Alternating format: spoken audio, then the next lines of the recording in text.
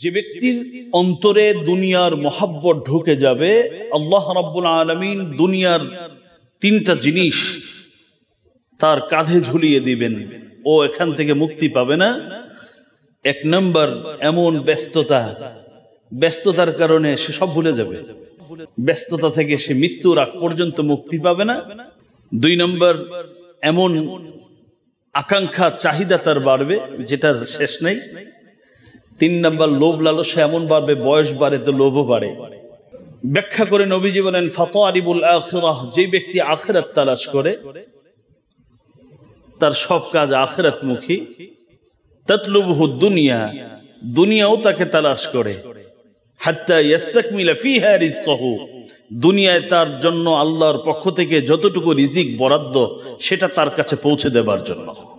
নবীজি বলেন, মান কানাতিল আখিরাতু হাম্মাহু জাআলাল্লাহু গিনাআহু ফি কলবিহি, যে ব্যক্তির ধ্যান জ্ঞান সাধনা চিন্তা সব আখিরাতমুখী হবে, আমার আল্লাহ রাব্বুল আলামিন তার অন্তর থেকে অভাব দূর করে দিবেন। কিছু মানুষ আল্লাহ দেয়া বিশাল বাড়ি ব্যবহার করে, কিন্তু কপাল পোড়া, মৃত্যু পর্যন্ত আল্লাহর শুকরিয়াটা তার জবান দিয়ে বের হয় না, এমন কিছু মানুষ আছে। আর কিছু মানুষ আছে ঢোকার সময় আগেই বিসমিল্লাহির রহমানির রহিম, আসসালামু আলাইকুম, আর তার প্রত্যেকটা কাজ হলো আল্লাহকে স্মরণ করে। পৃথিবীতে সন্তান পরীক্ষার জন্য, সম্পদ পরীক্ষার জন্য, পদ পদবী পরীক্ষার জন্য, সুস্থতা পরীক্ষার জন্য, অসুস্থতা পরীক্ষার জন্য, যা কিছু আছে সব পরীক্ষার বস্তু। আল্লাহ বলেন, লিনাবলুয়াহুম, আমি মানুষকে পরীক্ষা করবার জন্য এই সৌন্দর্যগুলো পৃথিবীতে দিয়েছি। কি পরীক্ষা? আহসানু আমালা, কার আমল বেশি সুন্দর, এটা পরীক্ষা করবার জন্য। সহিহ বুখারীর হাদিস, নবীজি বলেন, এই জন্য ভালো মানুষ মৃত্যুবরণ করলে সে নিজে শান্তি পেল আর দুনিয়ার মানুষকে কষ্টে ভাসিয়ে গেল, আর খারাপ মানুষ মৃত্যুবরণ করলে সে গেল জাহান্নামের দিকে, দুনিয়াকে জান্নাত বানায় গেল, ওর জুলুম অত্যাচার দুষ্টমি থেকে ওরা বেঁচে গেল। সম্মানিত হাজরিন, আমরা আলোচনা শুনছিলাম যে পৃথিবীর জীবন আমরা অতিবাহিত করছি, আসলে জীবনটা কি? পৃথিবীর মানুষ এক একজন পৃথিবীটাকে এক একভাবে উপভোগ করে। পরিবারের ছয়জন 6 ভাবে দুনিয়ার জীবনটাকে ব্যবহার করে, উপভোগ করে। আমি একভাবে করি, আপনি আরেকভাবে করেন। অথচ যিনি এই পৃথিবীর জীবনটা আপনাকে আমাকে উপহার দিলেন, তিনি এই পৃথিবীর জীবন সম্পর্কে আমাদেরকে সতর্ক করে বলে দিয়েছেন, জীবনের বাস্তবতা এই, তোমরা এর মধ্যেই সীমাবদ্ধ থাকো, এর বাহিরে যেও না। আমি ইতিমধ্যে পৃথিবীর জীবনের 4টি বাস্তবতা তুলে ধরেছি, তার 4টা রূপ, 4টা চরিত্র। 1 নম্বর হলো পৃথিবীর জীবনের যা কিছু আছে একেবারে আমার আপনার হায়াত থেকে শুরু করে পদ পদবী, অর্থকড়ি, সুস্থতা, বাড়িঘর, সুনাম, সুখ্যাতি, যা কিছু আছে সব খুব অল্প সময়ের। আখিরাতের তুলনায় এটা কোনো সময়ই না, সব ক্ষণস্থায়ী, আর আখিরাতের সব স্থায়ী। 2 নম্বর, দুনিয়ার জীবনটাকে যদি কোনো ব্যক্তি আমার আল্লাহ এবং রাসূলের নির্দেশনার বাহিরে, প্রদর্শিত পথের বাহিরে গিয়ে যদি আমরা ব্যবহার করি, তাহলে আমার চাকরি আমার জন্য কাল হয়ে দাঁড়াবে, আমার পরিবার, আমার সন্তান স্ত্রী সব আমার জন্য দুশ্মন হয়ে দাঁড়াবে, অভিশপ্ত হয়ে দাঁড়াবে। অর্থাৎ পৃথিবীর সবকিছু অভিশপ্ত, শুধুমাত্র সে কাজগুলো, সে কথাগুলো অভিশপ্ত নয় যেগুলো আমার আল্লাহ এবং রাসূলের নির্দেশিত পথে করা হয়ে থাকে। 3 নম্বর, দুনিয়ার 3 নম্বর চরিত্র হলো দুনিয়াটা বর্ণচোরা, সে আসল চেহারাটাকে গোপন করে ও মানুষকে শুধু ধোঁকা দেয়। দুনিয়ার জীবনটা ওর কাজই হলো মানুষকে ধোঁকা দেয়া, ছলনা করা। ও চেষ্টা করে সব সময় আমাকে আপনাকে তার চেহারাটা যেন লুকিয়ে রাখতে পারে, মানুষ যেন কি চিনতে না পারে, মানুষ যেন তার আকর্ষণে আকর্ষিত হয়ে ভুলে থাকে যে সে কোথায় আছে। এটা একটা ছলনার জায়গা, ধোঁকার জায়গা। এই কথাগুলো শুধু একটু বালিশের মধ্যে মাথায় রেখে একটু চিন্তা করলে সব দেখবেন যে ওয়াজ যা আমি করেছি এর থেকে ভালো ওয়াজ আপনাদের স্মরণে চলে আসবে। 4 নম্বর, দুনিয়াটাকে আল্লাহ রাব্বুল আলামিন কিছু বিশেষ বস্তুর আকর্ষণ দিয়ে সাজিয়েছেন।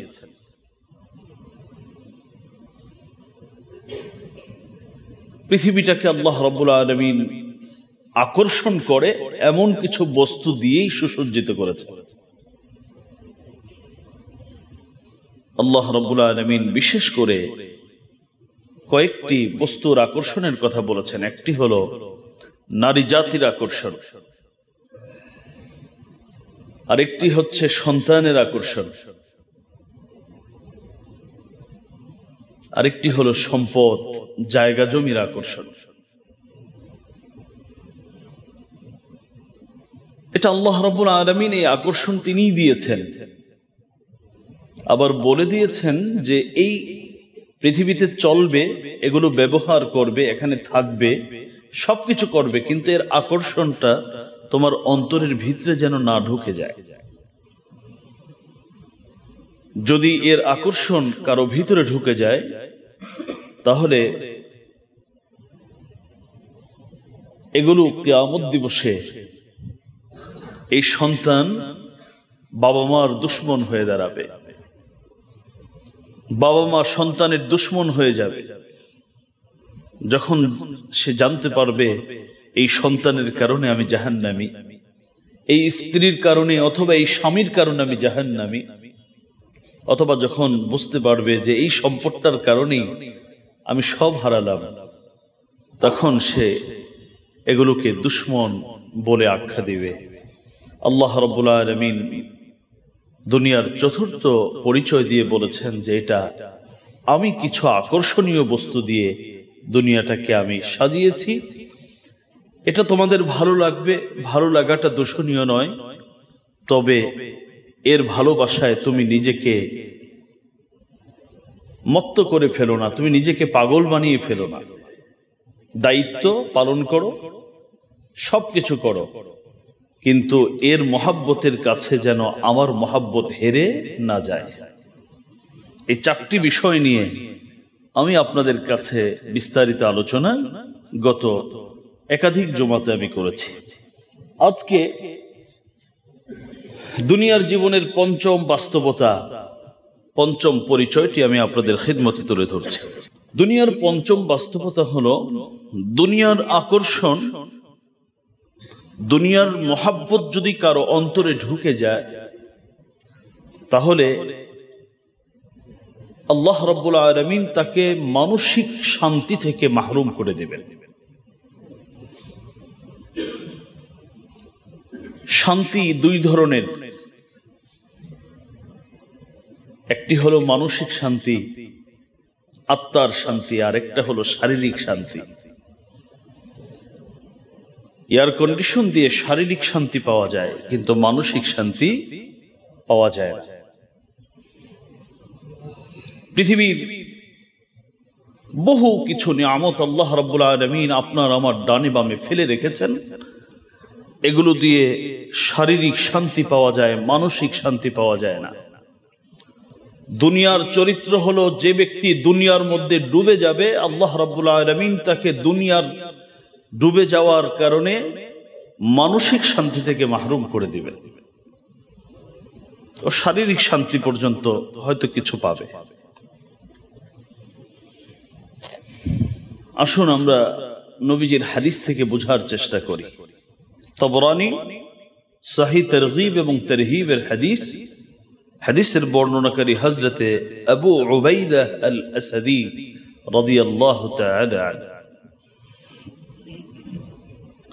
তিনি বর্ণনা করেন রাসূলুল্লাহ সাল্লাল্লাহু আলাইহি ওয়াসাল্লাম ইরশাদ করেছেন, নবীজি বলেন, মান উশরিবা কলবুহু হুব্বাদ দুনিয়া ইলতাতা কলবুহু মিনহা বিসালাস। যে ব্যক্তির অন্তরে দুনিয়ার ভালোবাসা ঢুকে গেছে, যে ব্যক্তি অন্তরের মধ্যে দুনিয়ার ভালোবাসার জায়গা করে দিয়েছে, আমার আল্লাহকে বাদ দিয়ে দুনিয়ার ভালোবাসা, নবীজি বলেন ইলতাতা কলবুহু মিনহা বিসালাস, আল্লাহ রাব্বুল আলামিন তার অন্তরের জন্য তিনটা জিনিস আবশ্যক করে ফেলেছেন। সে ব্যক্তি তিনটা অবস্থা থেকে কোনোদিন নিস্তার পাবে না, রেহাই পাবে না। এক নম্বর, শুগলিন লা ইয়ানফাকু আনাউহু ওয়া আমালিন লা ইয়াবলুগু মুনতাহাহু ওয়া হিরসিন লা ইউদরাকু আলাহ। এক নম্বর হলো এমন ব্যস্ততা আল্লাহ রাব্বুল আলামিন তার সামনে এনে দিবেন, যেই ব্যস্ততা থেকে মুক্তি সে মৃত্যু পর্যন্ত আর পাবে না। হাদিসটা খুব ভালো করে, খুব মনোযোগ সহকারে আমাকেও শুনতে হবে, বুঝতে হবে, আপনাকেও শোনা দরকার, বোঝা দরকার। আবারও বলছি, রাসূলুল্লাহ বলেছেন, যে ব্যক্তির অন্তরে দুনিয়ার মোহাব্বত ঢুকে যাবে, তিনটা অবস্থা থেকে তার আর বের হওয়ার সুযোগ নাই। এক নম্বর হলো আল্লাহ তাকে এমন ব্যস্ততা তার সামনে আনবেন, যে ব্যস্ততা থেকে মুক্তি পাবে না। ব্যস্ততা এত বেশি যে ফরজ নামাজ পড়ার সময় পাবে না। ব্যস্ততা এত বেশি, পৃথিবীতে 200 বার বিদেশ সফর করেছে, কিন্তু নিজের উপর ফরজ হওয়া হজ্জ বাইতুল্লাহ করার সুযোগ পাবে না। ব্যস্ততা এত বেশি, স্ত্রীর হক আদায় করতে পারবে না, সন্তানের হক আদায় করতে পারবে না। ব্যস্ততা এত বেশি, নিজের হক নিজে আদায় করতে পারবে না। হায় রে ব্যস্ততা! এটা হলো দুনিয়ার মোহাব্বত কার অন্তরে ঢুকলে আমার আল্লাহর পক্ষ থেকে এটা গজব, এটা শাস্তি, যে ব্যস্ততা তাকে এমন ভাবে ধরবে সে আসল ব্যস্ততা ভুলে যাবে, আসল ব্যস্ততার সময় সে পাবে না। 2 নম্বর, ওয়া আমালিন লা ইয়াবলুগু মুনতাহা, আল্লাহ তার চাহিদা এমন বাড়াবেন, ওর চাহিদার কোনো সীমা থাকবে না। একটা হলেই আরেকটা চাহিদা, তার চাহিদা বাড়ায় দিবেন।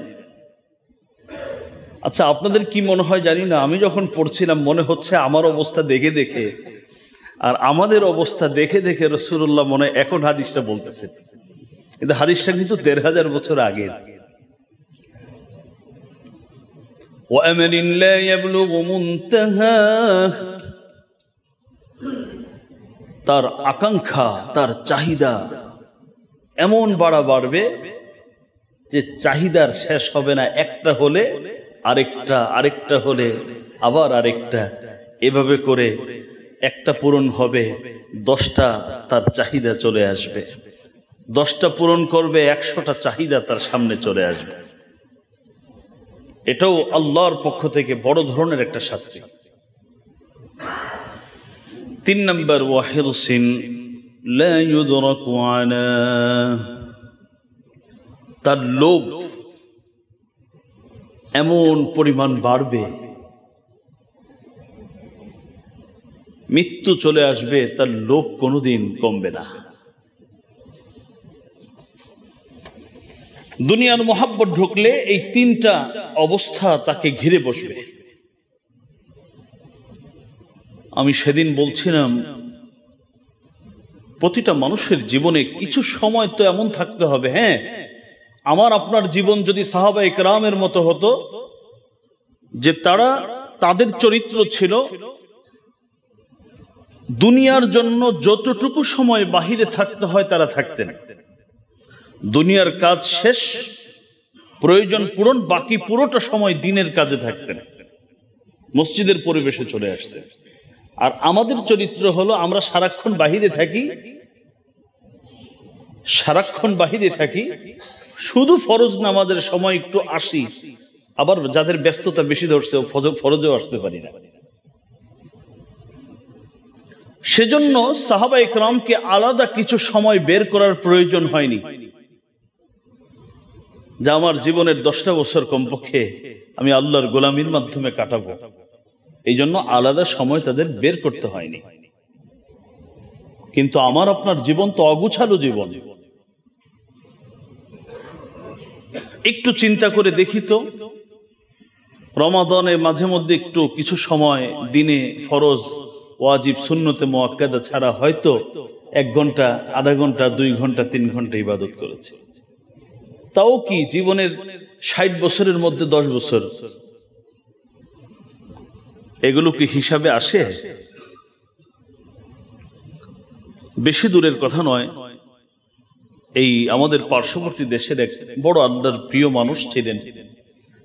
তাকে একবার প্রশ্ন করা হলো, আচ্ছা আপনি যদি কোনোভাবে বুঝতে পারেন আগামী 24 ঘন্টার ভিতরে আপনার ইন্তিকাল হবে, তাহলে আপনি কি কি আমল করবেন? তো উনি হেসে দিয়ে বললেন, গত 24 ঘন্টায় যে আমল করেছি, আগামী 24 ঘন্টায় সে একই আমল করব। আমার থেকে শুরু করে আপনারা যারা আছেন, এরকম দুঃসাহস কারো আছে? যদি জানতে পারি আগামী 24 ঘন্টার মধ্যে আমার ইন্তিকাল হবে, তাহলে বলতে পারবো যে গত 24 ঘন্টায় যা করছি এটাই করব। আছেন কি কেউ এমন? আমি তো নাই, প্রথম নামটা কাটা যাবে আমার। মানে তাদের জীবনটা কি পরিমাণ গুছানো ছিল, প্রস্তুতিটা কতটা সুন্দর ছিল, যে এই কথা বলতে পেরেছেন গত 24 ঘন্টায় যে আমল করেছি, আগামী 24 ঘন্টায় একই আমল করব। অথচ আমি আপনি জানতে পারলে সন্তান বাবা বলে ডাকবে, সারা দেওয়ার সুযোগ হবে না। স্ত্রী বলবে, তোমার সাথে 70 বছর কাটাইলাম, একটু আমাকে সময় দাও, বলবে যে এই সময় আমার হাতে নাই। আর ব্যবসা, চাকরি বাকরি, পদ পদবি, ওটা যে কোথায় যাবে ওটা আল্লাহই ভালো জানে। মুহতারাম হাজিরিন, তাহলে যে ব্যক্তির অন্তরে দুনিয়ার মহাব্বত ঢুকে যাবে, আল্লাহ রাব্বুল আলামিন দুনিয়ার 3টা জিনিস তার কাঁধে ঝুলিয়ে দিবেন, ও এখান থেকে মুক্তি পাবে না। 1 নম্বর, এমন ব্যস্ততার কারণে সে সব ভুলে যাবে, ব্যস্ততা থেকে সে মৃত্যুর আগ পর্যন্ত মুক্তি পাবে না। 2 নম্বর, এমন আকাঙ্ক্ষা, চাহিদা তার বাড়বে যেটার শেষ নেই। 3 নম্বর, লোভ লালসা এমন বাড়বে, বয়স বাড়ে তো লোভও বাড়ে। 80 বছর হায়াত পেয়েছে, কিন্তু 8টা বছর সময়, যা আমি 72 বছর দিয়েছি আমার নিজের জন্য, পরিবারের জন্য, এবার আমার নিজের আখিরাতের জন্য 8টা বছর থাকবে। যে কথাটা বলতে চাচ্ছিলাম, সেই সুযোগ আমাদের হাতে নেই। নবীজি বলেন, আদ-দুনিয়া তালিবাতুন ওয়া মাতলুবাহ, فطالب الآخرة تطلبه الدنيا حتى يستكمل فيها رزقه، وطالب الدنيا تطلبه الآخرة حتى يجيء الموت। নবীজি বলেন, দুনিয়ার 2টা চরিত্র, একটা হলো দুনিয়া নিজে অনুসন্ধান করে, তালাশ করে, ও মাতলুবা, এবং দুনিয়া এমন একটা বস্তু যাকে মানুষ তালাশ করে। একটু পরে ব্যাখ্যাটা বুঝতে পারবেন। নবীজি বলছেন দুনিয়া নিজে তালাশ করে এবং দুনিয়াকে মানুষ তালাশ করে। কি বললেন নবীজি? হাদিসের পরের অংশে নবীজি ব্যাখ্যা করে দিচ্ছেন, ফাতারিবুল আখিরা তাতলুবুহু দুনিয়া হাত্তা ইস্তিকমিলা ফিহা রিজকাহু। নবীজি বলেন দুনিয়া তালাশ করে এবং দুনিয়াকে তালাশ করা হয়, আখিরাতও তালাশ করে এবং আখিরাতকে তালাশ করা হয়।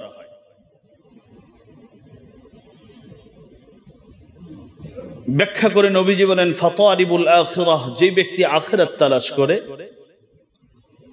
তার সব কাজ আখিরাতমুখী, তাতলুবহু দুনিয়া, দুনিয়াও তাকে তালাশ করে, হাত্তা ইয়াস্তাকমিলা ফিহা রিজকাহু, দুনিয়ায় তার জন্য আল্লাহর পক্ষ থেকে যতটুকু রিজিক বরাদ্দ সেটা তার কাছে পৌঁছে দেবার জন্য। আমার আপনার সবার জন্য দুনিয়ার একটা পরিমাণ বরাদ্দ আছে। আমি যদি সারাক্ষণ আখিরাতমুখী হয়ে চলি, দুনিয়া আমাকে তালাশ করে আমার প্রাপ্য আমার কাছে পৌঁছে দিবে। ওয়াতালিবুদ দুনিয়া তাতলুবুহুল আখিরাহ, আর যে ব্যক্তি দুনিয়া তালাশ করে সারাক্ষণ দুনিয়া দুনিয়া দুনিয়া, নবীজি বলেন তাতলুবুহুল আখিরাহ, আখিরাতটাকে তালাশ করে, হাত্তা ইয়াজি আল মাউত, মৃত্যু আসা পর্যন্ত। ডানে বামে চোখের সামনে এমন বহু ঘটনা আমার সামনে ঘটে যাবে যেটা আমাকে আখিরাতকে স্মরণ করিয়ে দিবে।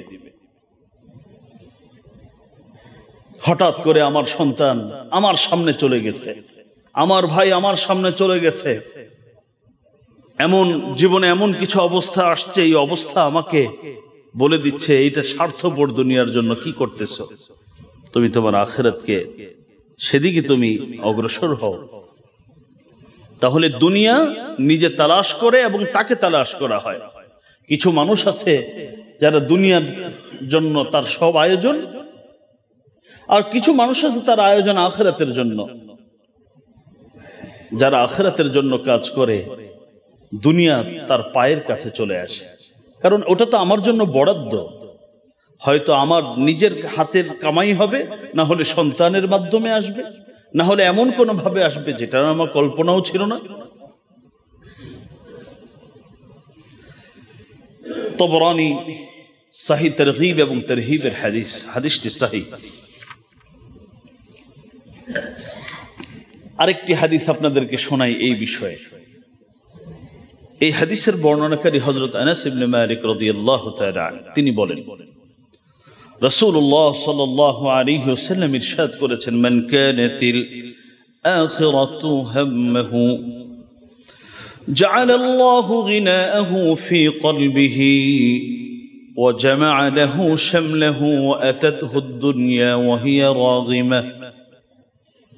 নবীজি বলেন, যে ব্যক্তির ধ্যান জ্ঞান সবকিছু আখিরাত, যাবে ফ্যাক্টরিতে, তো যাওয়ার সময় চিন্তা করে আমার জোহরের নামাজ আমি কিভাবে কোথায় বলব। আছে না এরকম কিছু মানুষ?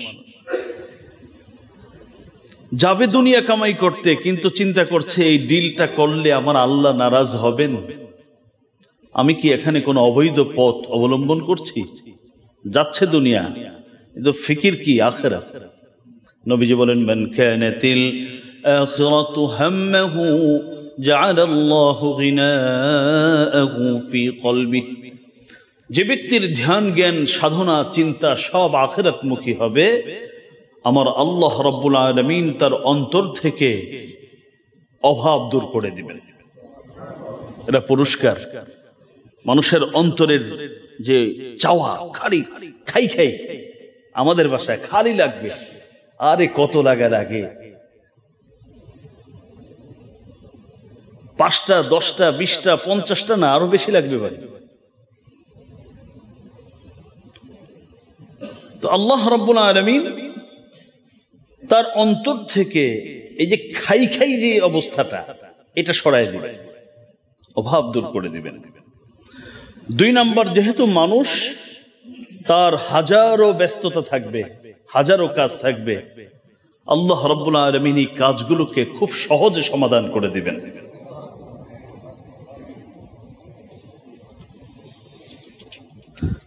আর দুনিয়া তার কাছে আসবে খুব ছোট হয়ে, দুনিয়া আসবে তার পায়ে পড়ে আসবে, যতটুকু তার আসার এমনি আসবে,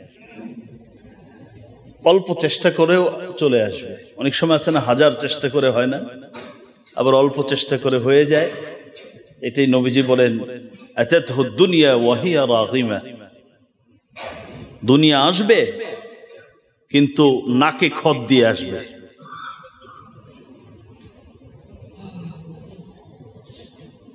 ওমান কানাতিদ দুনিয়া হাম্মাহু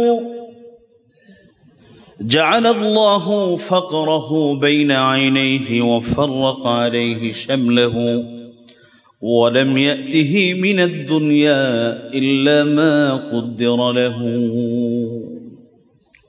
আর যে ব্যক্তির ধ্যান জ্ঞান চাহিদা চাওয়া পাওয়া সব কিছু হলো দুনিয়া কেন্দ্রিক, নবীজি বলেন আল্লাহ রাব্বুল আলামিন তার দুই চোখের সামনে শুধু অভাব, চাহিদা, প্রয়োজন এনে দিবেন। খালি সবকিছুর সামনে এনে দিবেন, কত প্রয়োজন দেখবে, হ্যাঁ সবই তো প্রয়োজন, আসল প্রয়োজনটা ভুলে যাবে। ওয়াফাররাকা আলাইহি শামলাহু, আর তার যত প্রয়োজন আছে এগুলোকে আল্লাহ বিক্ষিপ্ত করে দিবেন, ছড়াই ছিটাই দিবেন, অর্থাৎ কাজ বাড়ায় দিবেন। ওয়ালাম ইয়াতিহি মিনাদ দুনিয়া ইল্লা মা কুদ্দিরা লাহু, আর দুনিয়াও তার কাছে আসবে, তবে দুনিয়া অতটুকু আসবে যতটুকু তার নসিবে লেখা হয়েছিল। প্রতিটা মানুষের জন্য আমাকে আপনাকে সৃষ্টি করার 50,000 বছর আগে আমি আপনি কতটুকু পাবো পৃথিবীতে এটা লেখা হয়ে থাকে। কথা বুঝতে পেরেছেন? অতটুকু আমার চলে আসবে, চেষ্টা বেশি করি আর কম করি, এতে কি হবে না, কোনো কাজ হবে না। এই হাদিসটি আপনারা পাবেন তিরমিজি শরীফে। হযরত আব্দুল্লাহ ইবনে আমর রাদিয়াল্লাহু তাআলা আনহুমা তিনি বর্ণনা করেন, ইন্না যুহুদ ফিদ দুনিয়া ইউরিহুল কলব ওয়াল বাদান, কোন ব্যক্তি যদি আখিরাতমুখী জীবন পরিচালনা করতে পারে, এই আখিরাতমুখী জীবন পরিচালনা করাটাই তার অন্তরকে শান্তি দিবে এবং তার শরীরকে শান্তি দিবে। ওয়া ইন্নার রুগবাতা ফিহা তুকসিরুল হাম্মা ওয়াল হুজন, আর যে ব্যক্তি দুনিয়া ডুবে থাকবে আল্লাহ তার পেরেশানি, তার দুশ্চিন্তা, তার প্রয়োজন আল্লাহ বাড়ায় দিবে। মুসনাদ আশ-শিহাব কিতাবের মাঝে কাযাঈ, ইমামে কাযাঈ এই হাদিসটি বর্ণনা করেছেন। মুহতারাম হাজিরিন, তাহলে আমরা দুনিয়ার 5 নম্বর চরিত্র জানলাম। দুনিয়ার মধ্যে যারা ডোবে আল্লাহ পাক রব্বুল আলামিন তাদেরকে দুনিয়াতে কি কি সমস্যায় ফেলে দেন, এই কথাগুলো আমরা এই আলোচনা থেকে জানলাম। 6 নম্বর, দুনিয়ার 6 নম্বর পরিচয় হলো দুনিয়াটা হলো পরীক্ষাগার। আমরা সবাই কম বেশি পড়ালেখা করেছি, কেউ হয়তো ইংলিশ মিডিয়ামে পড়েছি, কেউ বাংলা মিডিয়ামে, কেউ আরবিক মিডিয়ামে, একজন কোথাও না কোথাও কম হোক বেশি হোক আমরা পড়েছি, অনেকে দেশ বিদেশে আমরা পড়েছি।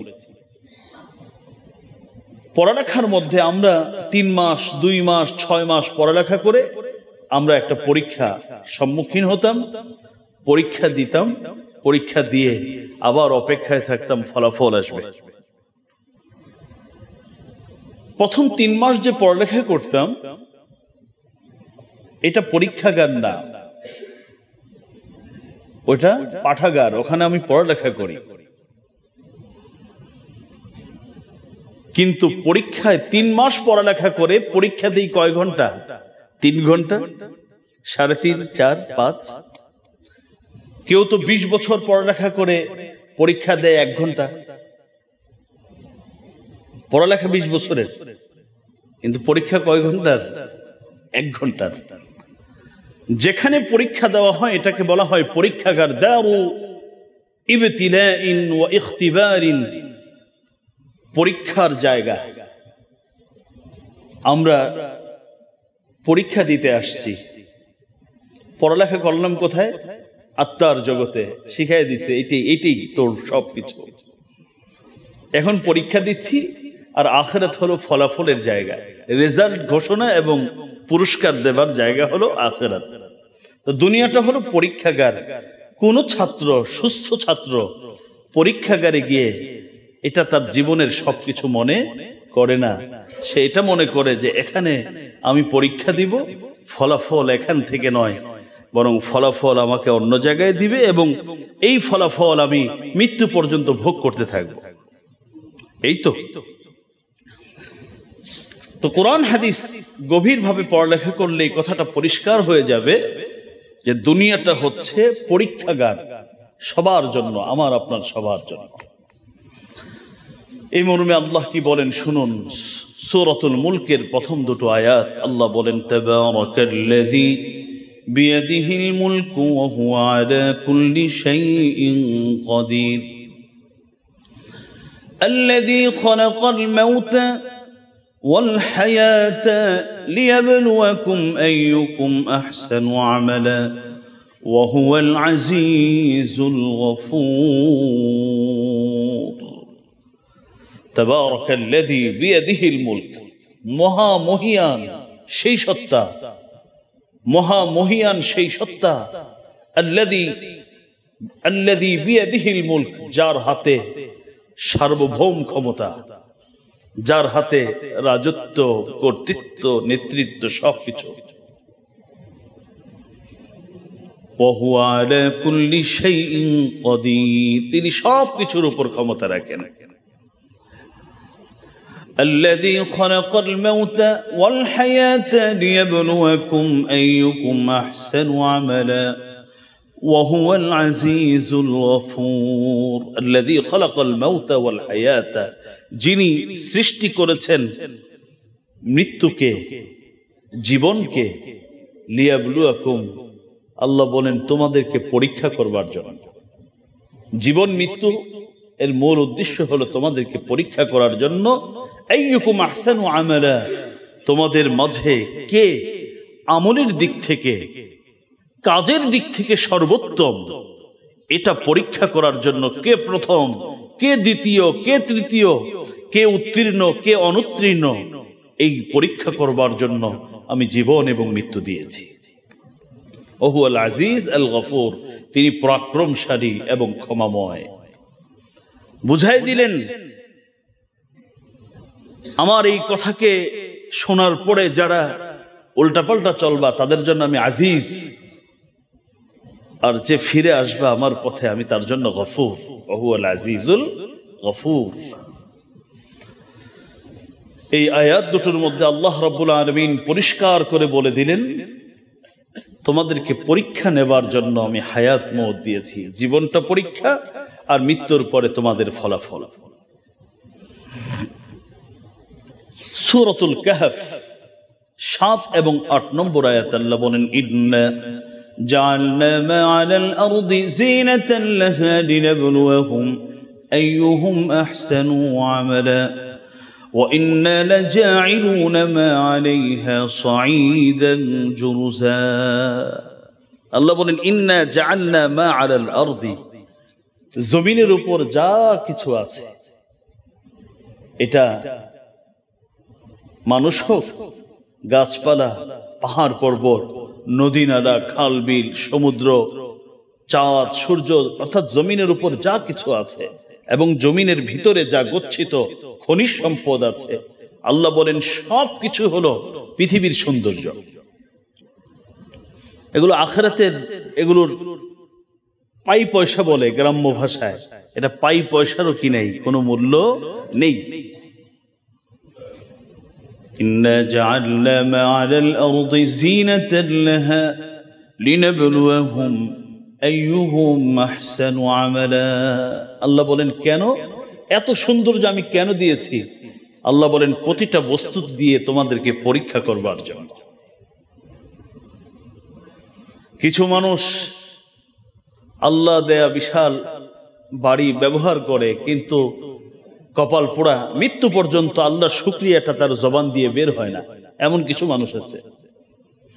আর কিছু মানুষ আছে ঢোকার সময় আগেই বিসমিল্লাহির রহমানির রহিম, আসসালামু আলাইকুম, আর তার প্রত্যেকটা কাজ হলো আল্লাহকে স্মরণ করে।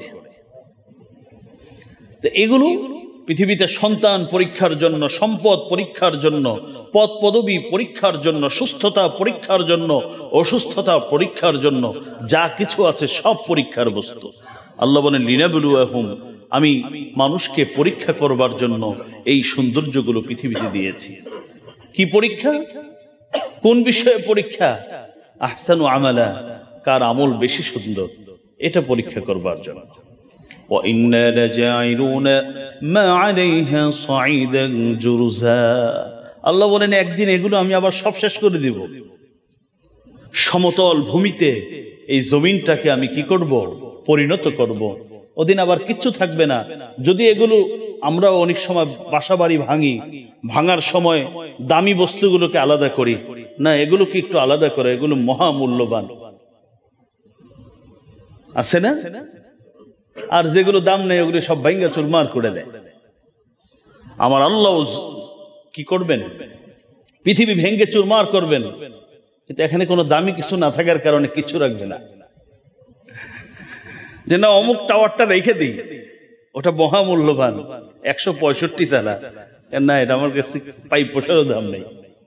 এই জন্য আল্লাহ বলেন এগুলো শোভা সৌন্দর্য, কিন্তু একদিন আমি এগুলো কিছু রাখবো না, সব ভেঙ্গে চুরমার করে দিব, কারণ এগুলো আমার কাছে একটা পয়সার মূল্য নেই। মুহতারাম হাজিরিন, এই মর্মে বহু আয়াত আছে, আমি সেদিকে যাব না। আমি শুধু এতটুকু আপনাদেরকে বোঝাবার চেষ্টা করছি, পৃথিবীটা পরীক্ষার জায়গা। আল্লাহ পাক এক একজনকে এক একটা দিয়ে পরীক্ষা দেয়। সন্তান ভালো সুস্থ সন্তান দিয়ে পরীক্ষা দেয়, অসুস্থ সন্তান দিয়ে পরীক্ষা, ভালো স্ত্রী দিয়ে পরীক্ষা, কখনো বা অসুস্থ স্ত্রী দিয়ে পরীক্ষা, পদ দিয়ে পরীক্ষা, পদ নিয়ে পরীক্ষা। এক একজনকে আল্লাহ এক একভাবে পরীক্ষা নেয়, কারণ এটা হলো পরীক্ষার জায়গা। তবে একটা কথা আজকে বলে দেই, আমরা অনেক সময় কেউ যদি পরীক্ষায় পড়ে, আমরা মনে করি এই লোকটা হলো জগতের সব থেকে নিকৃষ্ট মানুষ, আর আমি যেহেতু খুব বহুত দিন যাবৎ কোনো বিপদ আপদে পড়ি না, আমি হলাম জগতের শ্রেষ্ঠ মানুষ। বিষয়টা এমন নয়। আমার তো মাঝে মধ্যে কোনো কারো পরিবার অসুস্থ থাকলে, কেউ বেশি অসুস্থ থাকলে, বেশি পেরেশানিতে পড়লে আমার কাছে মনে হয় যে ওই লোকটা মনে হয় আল্লাহর কাছে বেশি প্রিয়। তা আমার কথা না, এটা নবীজির কথা। আপনারা হাদিসটা শুনলে আপনাদের কাছেও আশা করি এমনটি মনে হবে। রাসূলুল্লাহ সাল্লাল্লাহু আলাইহি ওয়াসাল্লাম হযরত সাদ ইবনে আবি ওয়াক্কাস থেকে বর্ণিত, তিরমিজি ইবনে মাজার হাদিস, রাসূলুল্লাহ বলেন আশাদ্দুন নাসি বালাআন আল আম্বিয়া সুম্মা আল আমসাল ফাল আমসাল। নবীজি বলেন পৃথিবীতে মানুষকে যত পরীক্ষা নেওয়া হয়, এর মধ্যে সবথেকে কঠিন পরীক্ষা নেওয়া হয় নবীদের। সবচেয়ে কঠিন পরীক্ষা কাদের? নবীদের। আমি তো মাঝে মধ্যে মনে করি রাসূলুল্লাহ সাল্লাল্লাহু আলাইহি ওয়াসাল্লামকে যেই পরীক্ষা দিয়েছিলেন, ওই রকম পরীক্ষা বর্তমান সময়ে কারো পড়তে আসলে সবাই এর থেকে দূরে সরে যাবো, যে এটা মনে হয় কপাল পোড়া। ইন্তিকালের আগে বাবা নাই, কয়দিন পরে মা নাই, দাদা ছিল দাদা নাই, চাচা ছিল চাচা চলে গেছে। মানে কি অবস্থা! আত্মীয় স্বজন পরিবার সবাই ছেড়ে দিয়েছে, সন্তান হয় সন্তান বাঁচে না। সবচেয়ে প্রিয়তমা স্ত্রী, যার সহযোগিতা সবচেয়ে বেশি রাসূলুল্লাহ পেয়েছেন, আম্মা জান খাদিজাতুল কুবরা রাদিয়াল্লাহু তাআলা আনহা, চলে গেলেন। এরপর তো নির্যাতন, কত কিছু নবীজির উপরে। তো নবীজি কি বলেন? আশাদ্দুন নাসি বালাআন আম্বিয়া, সবচেয়ে কঠিন পরীক্ষা হবে নবীদের। সুম্মাল আমসাল ফাল আমসাল, এরপরে সবচেয়ে বেশি পরীক্ষা হবে যে ব্যক্তি নবীদের গুণে সবচেয়ে বেশি গুণান্বিত উম্মতের মাঝে তার। এরপরেরটা আরেকটু নিম্ন, যে বেশ আরেকটু কম, যে নবীকে অনুকরণ করে তার।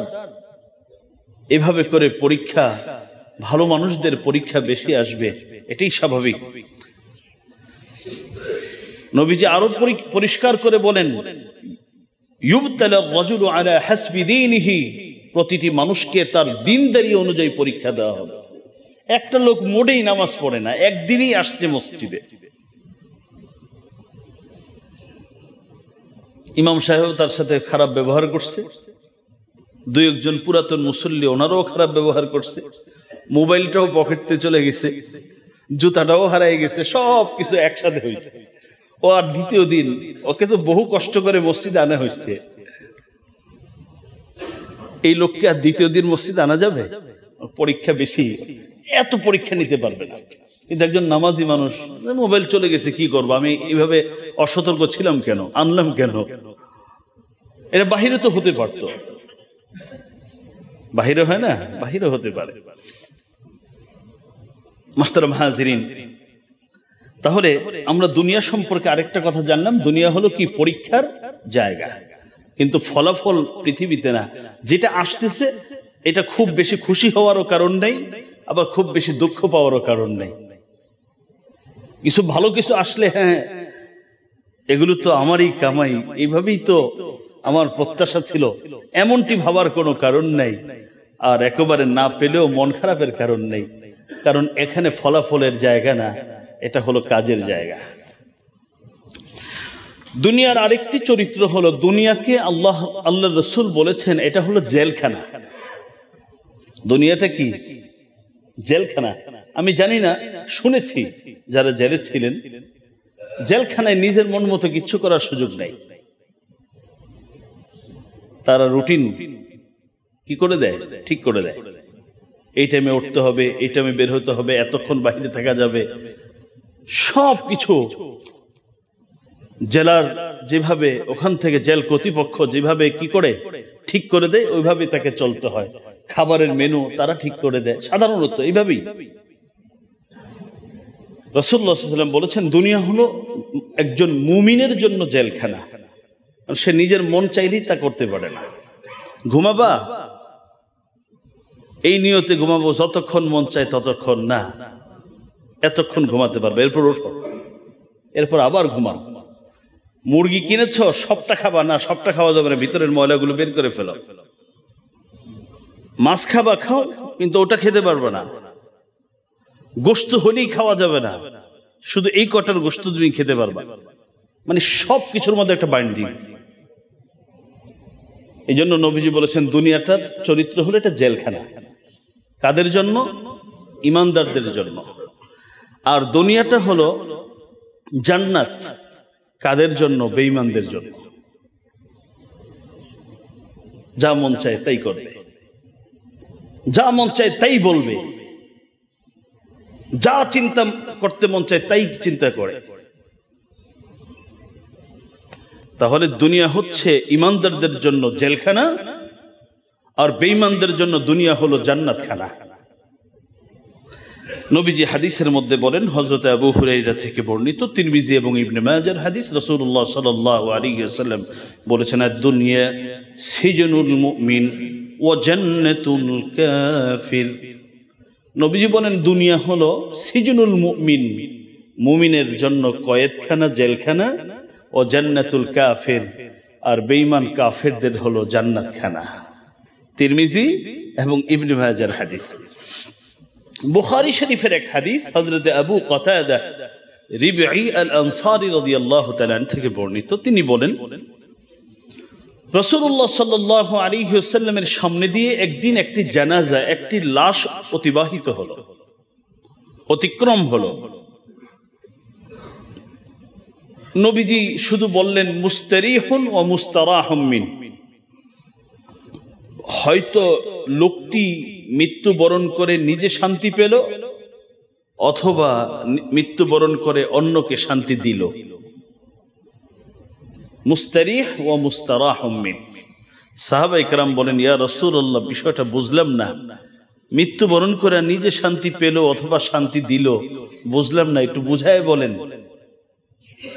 এবার নবীজি বলেন, আল আবদুল মুমিন ইয়াস্তারিহু মিন নাসাবিদ দুনিয়া ওয়া আদাহা ইলা রাহমাতিল্লাহ।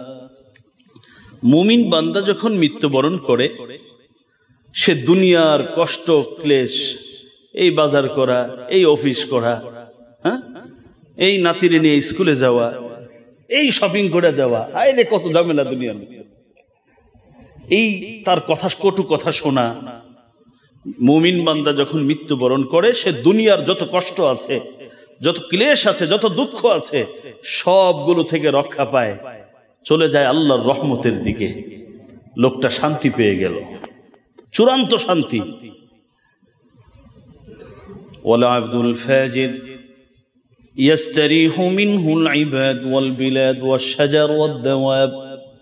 আর যদি লোকটা অসভ্য হয়, খারাপ নাফরমান ব্যক্তি হয়, নবীজি বলেন সে মারা যাওয়ার মাধ্যমে হাজার মানুষ বেঁচে যায় আর হাসতে থাকে, আলহামদুলিল্লাহ রাব্বিল আলামিন, এরকম একটা জালেম মরছে, মানে আমাদেরকে শান্তি দিচ্ছে।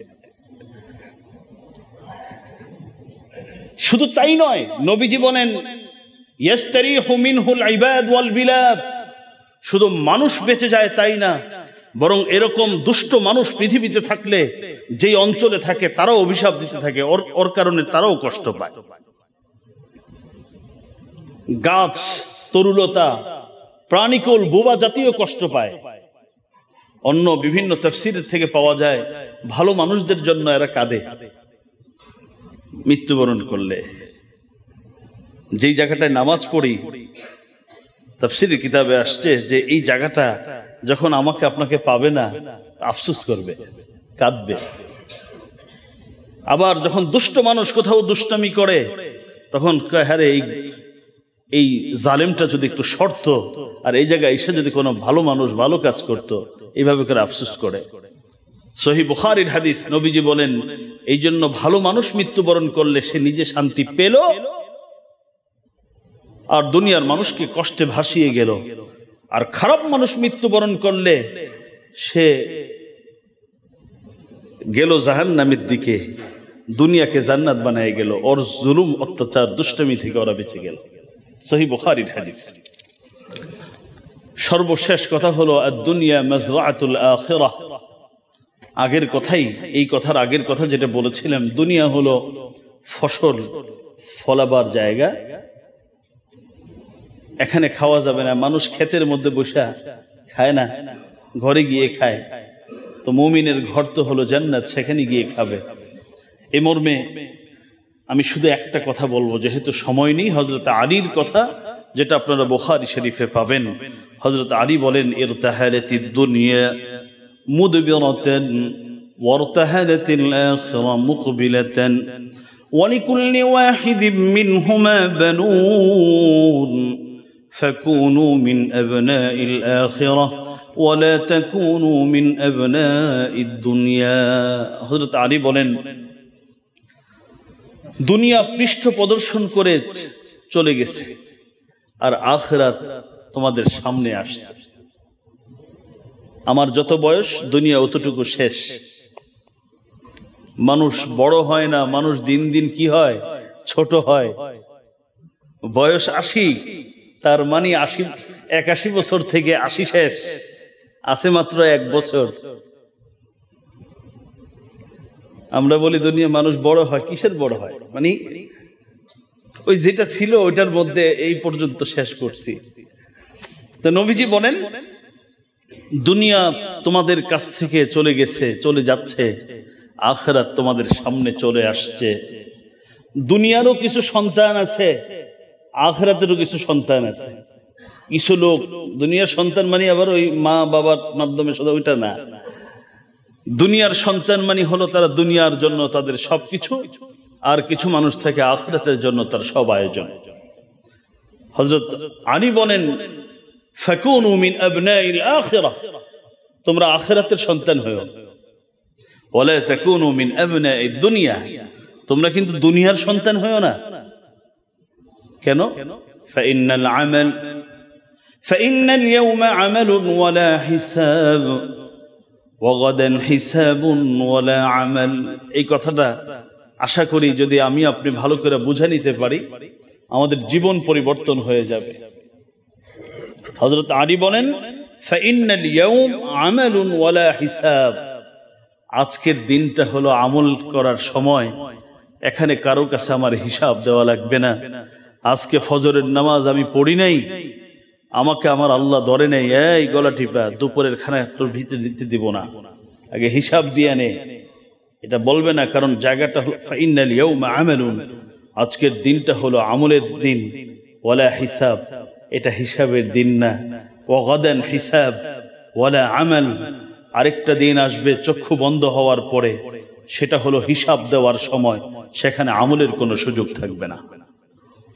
তখন হাজার চাইলেও তাকে একটা রাকাত আমাকে নামাজ পড়ার সুযোগ দেন, এক রাকাত নামাজের সুযোগ দেওয়া হবে না। আমার ফরজ সম্পদ তো আছেই, একটু সুযোগ করে দেন, যাকাতটা দিয়ে আসি, সুযোগ হবে না। আমি যা যা অন্যায় করেছি, মানুষের হকটা আদায় করে আসি, সুযোগ হবে না। হযরত আলী বলেন, আজকের দিন হলো আমলের দিন, হিসাব দেওয়ার দিন না। মন যা চাবে আমি যাই করব, আজকে আমাকে হিসাব দেওয়া লাগবে না। আরেকটা দিন আছে, জীবনের প্রতিটা কাজের কথার হিসাব দিতে হবে, সেখানে ইউটার্ন নিয়ে অথবা সেখান থেকে একটু পিছু ফিরে এসে কিছু আমল করবা, সেই সুযোগ সেখানে থাকবে না। সহিহ বুখারীর হাদিস, হযরত আলীর বক্তব্য। মুহতারাম হাজিরিন, দুনিয়ার বাস্তবতা নিয়ে আমি অনেকগুলো জুমাতে আলোচনা করলাম। আল্লাহ সর্বপ্রথম এর বাস্তবতা আমাকে বুঝার, আপনাদেরকে বুঝার, গোটা পৃথিবীর উম্মতে মুসলিমাকে বুঝার তৌফিক দান করুন, আমিন। ওয়া আখিরু দাওয়ানা আনিল হামদুলিল্লাহি রাব্বিল আলামিন। আসসালামু আলাইকুম ওয়া রাহমাতুল্লাহ।